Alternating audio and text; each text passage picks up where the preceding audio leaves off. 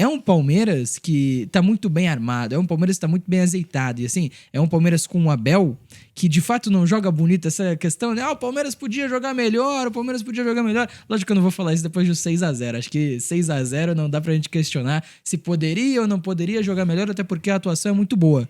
Mas é um Palmeiras que não joga bonito, vai? Não Objetivo. é um time que dá show, não é um time que, vai ter o futebol mais vistoso do país, mas é o time que melhor joga no futebol brasileiro, né? A gente comentava a rodada do Brasileiro no último Fominhas e assim, a derrota contra o Flamengo foi no detalhe. Mas no detalhe. Isso não tornava o Palmeiras o pior time do mundo, como não tornou. E o Palmeiras segue o melhor time no futebol brasileiro, né? Então, a gente tem que começar a entender também como isso vai dar certo no Mundial. Como isso pode possibilitar o Mundial, né, do Palmeiras. E aí, pensando, não vou lá pro Vasco 2001, pro Santos 2007 que a gente tava citando, mas pensando em Palmeiras de 22 e esse Boca, que foi eliminado por conta da confusão, tava perdendo em campo, inclusive, tava 1-0 pro River Plate, tinha sido o jogo da ida. Tava 0-0 no segundo jogo, foi eliminado por conta da confusão, mas o Boca tinha a melhor campanha. Sim. E esse Palmeiras de 2025, dá pra, talvez, pensar que ele é mais favorito que os outros dois? Que é melhor que o Palmeiras de 22, por exemplo? Que tem a maior campanha da história dos vencedores? Eu acho que não. Você acha que não? Eu acho que não. Eu acho que não, até pelo nível dos adversários. Você pega, por mais que o Flamengo se classificou da forma que classificou, o Flamengo é muito forte. O Botafogo tá começando a se encaixar, tá começando a dar liga. O próprio Internacional, tô puxando pros brasileiros, né? Sim. O próprio Internacional, que também sofreu num grupo muito difícil, que era natural você sofrer. Era o grupo da morte. Você puxa o Internacional não tão bem no brasileiro e que vai depositar muito das suas fichas no brasileiro, na Libertadores. Então é mais um time que pode brigar. E não tô nem me vindo na cabeça agora os times dos outros países, mas eu acho que o nível de enfrentamento, o Palmeiras, por mais que tenha atropelado na primeira fase, nessa segunda fase entra em outro cenário. E assim, acho que se você for comparar com o 22, né? 22 o Palmeiras é eliminado na semifinal, mas era o melhor time do Abel Ferreira. Era o time que melhor jogava. E aí, quando a gente fala esse Palmeiras não dá show, aquele dava. Aquele jogava muito bem. Né? Bicampeão de Copa Libertadores. Então, era um time que tinha muita qualidade.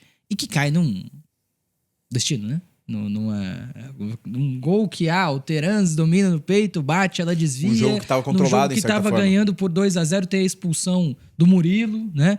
E aí o Atlético consegue melhorar na partida, consegue empatar o jogo e teve o resultado na ida, né?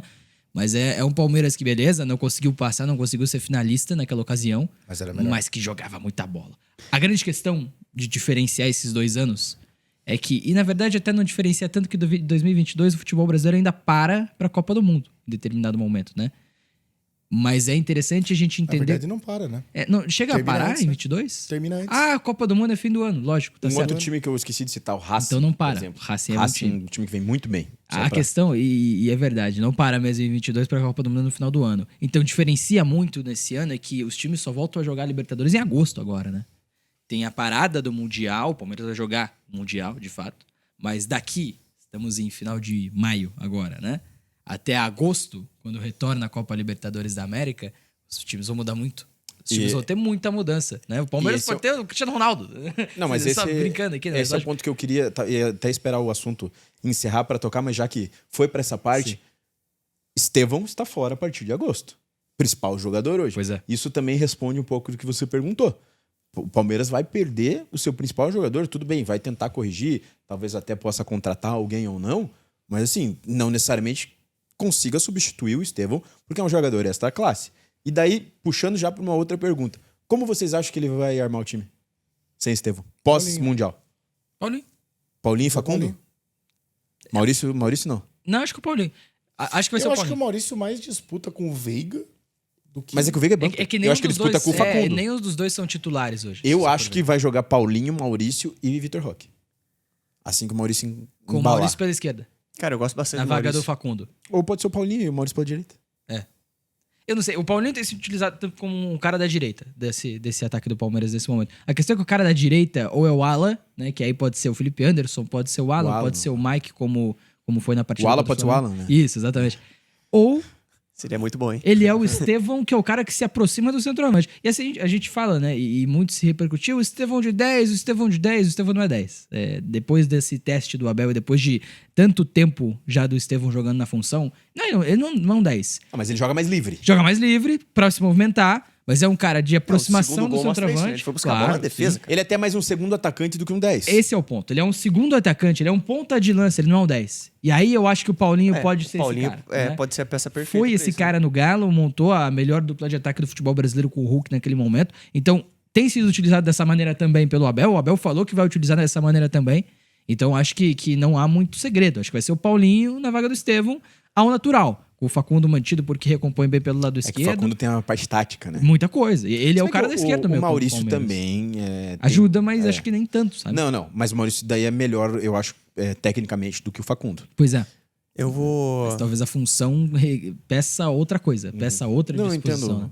rapidinho mandar um abraço aqui para André Duarte, que tá com a gente, Almir Santos Duarte, e queria chegar no Alesmon, porque ele fala: o Palmeiras é o maior leão da fase de grupos da história. Vocês acreditam nisso?